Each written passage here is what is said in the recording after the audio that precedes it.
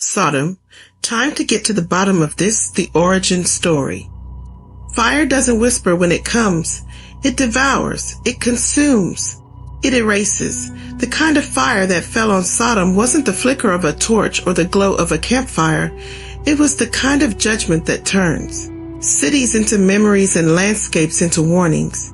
Revelation uses that same imagery, smoke rising like a signal to the nations, a place so scorched that nothing living dares return. Before Sodom became a symbol of judgment, it was a city of opportunities and prosperity. It was the original life, liberty, and the pursuit of happiness, and you see how that turned out. Most people only know Sodom for how it ended, but most of them get that wrong. They only focus on the salacious parts of this story and weaponizes it to fit their agendas. But we are here to operate in spirit and in truth. So it's time to get to the bottom of the story of Sodom. What better place to start with its origin and location? This is the first of a 7-part series exploring Sodom using scripture, history, discernment, and revelation to understand what our sovereign Lord wants us to understand about the warning and why it is referenced from Genesis to Revelation. So today we're going back not to the fire, not to the destruction, but to the origin of a misunderstood city to uncover a truth that's more relevant to our world today than you might ever imagine. The very first time Sodom appears in Scripture is in Genesis chapter 10, verse 19. It's tucked quietly inside a list of Canaanite boundaries. And right in the middle of this quiet introduction, the story of Lot, Abraham's nephew, emerge. Now, Lot wasn't just some random wanderer. He traveled with Abraham when God called him out of his homeland. He prospered under Abraham's blessing. Look at that, Lot prospered because of the covenant that Abraham carried. If you ever wondered, does proximity matter? Then this is your answer. His flocks grew, his herds multiplied, and eventually the land couldn't support both of them together. They had become too successful to share the same space. So Abraham, in incredible humility, offers Lot the first choice of the land. He says, "You pick where you want to go." And this is the moment where Sodom enters Lot's life. Genesis chapter 13 says Lot lifted his eyes and saw the entire Jordan Valley. And the Bible describes it as well-watered, like the garden of the Lord. Let's break this down further so you can understand why Lot chose it and why we are still choosing Sodom. Number 1, Sodom looked like Eden. Think about that description. It had Eden-level abundance without a heavenly-level presence. When Lot lifted his eyes, he didn't see wickedness. He saw beauty, abundance, and opportunity. The land was well-watered, lush, and prosperous, a place that visually promised ease and flourishing. On the surface, Sodom looked like the kind of place anyone would choose if they were making decisions based on sight alone. See, when you have a surface-level mindset and a surface-level relationship with God, you will choose places He never would have chosen for you. Number 2, Sodom offered a lifestyle without restraint. It appealed to the flesh because it promised pleasure, freedom, and indulgence without accountability. It was the original follow-your-heart culture, a city where boundaries were removed and conviction was optional. People were drawn to its freedom. Number 3, Sodom was prosperous and prosperity attracts crowds. Ezekiel reveals that Sodom's real sins were pride, fullness of bread, abundance of idleness, and luxury. People moved there because business thrived, money flowed, and life felt easy. Sodom looked blessed, favored, and successful. Lot didn't run toward evil. He ran toward opportunity, and evil hides inside the opportunity. Number 4, Sodom was culturally advanced and socially influential. It was the ancient world's version of a major metropolitan hub. Sodom wasn't just a location. It was a lifestyle, a brand, a culture that promised reinvention. Number 5, Sodom didn't look dangerous. That's what made it dangerous. If being evil had been obvious, Lot would not have moved there. The deception was that Sodom's external beauty hid its internal burning. Lot chose based on surface-level sight, not what he could discern. This mirrors Jesus' warning about the last days. Now we see what Sodom looked like. Let's go to Scripture and see what the people were like in Sodom. Now the people of Sodom were wicked and were sinning greatly against the Lord. Genesis 13-13. By the time we reach Genesis chapter 14, Sodom has a king, political alliances, and economic power. It's influential enough to be a primary target in a major regional war. In fact, Abraham himself ends up rescuing the king of Sodom. They also carried off Abram's nephew Lot and his possessions.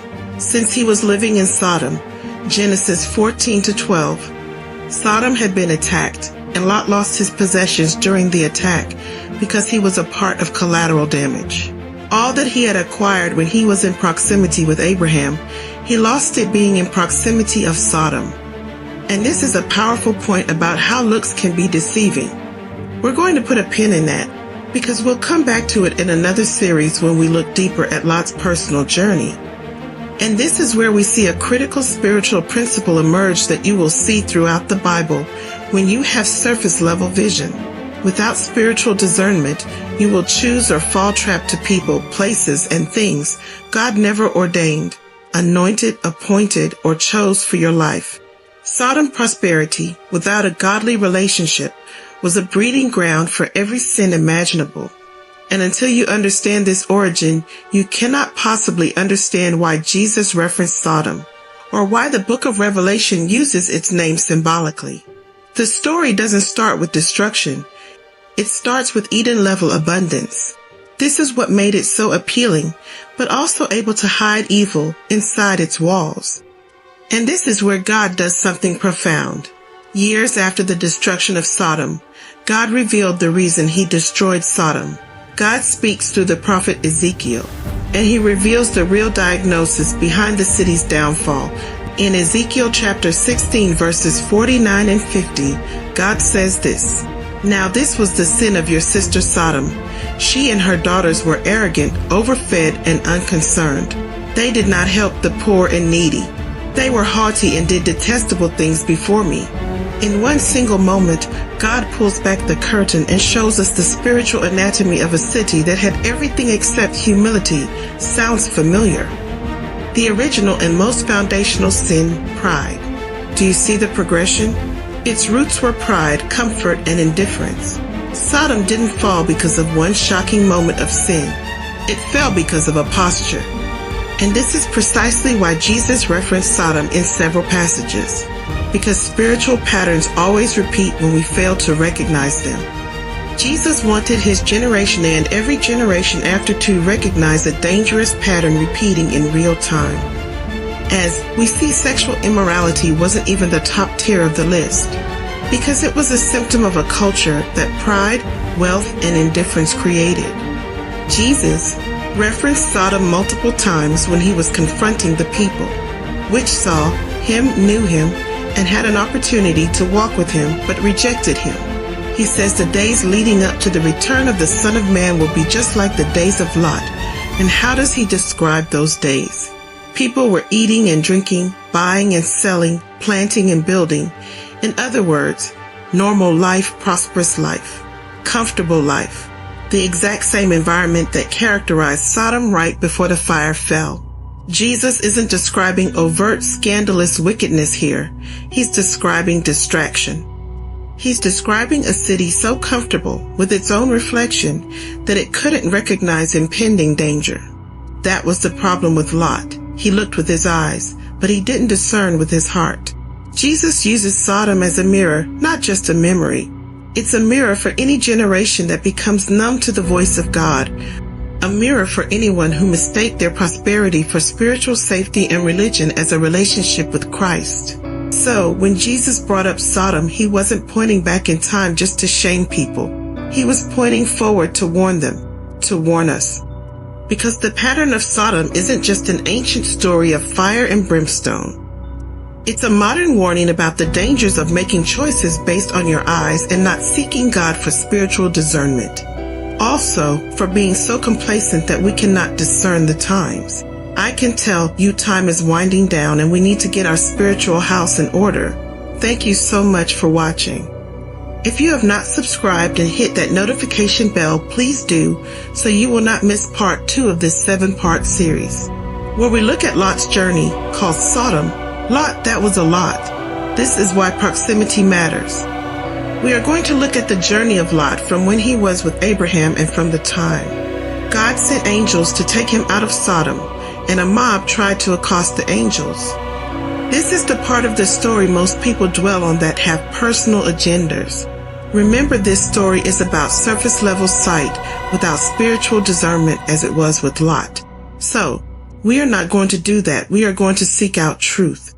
So please like, share, and subscribe so we can get to the bottom of this. Until next time, be blessed.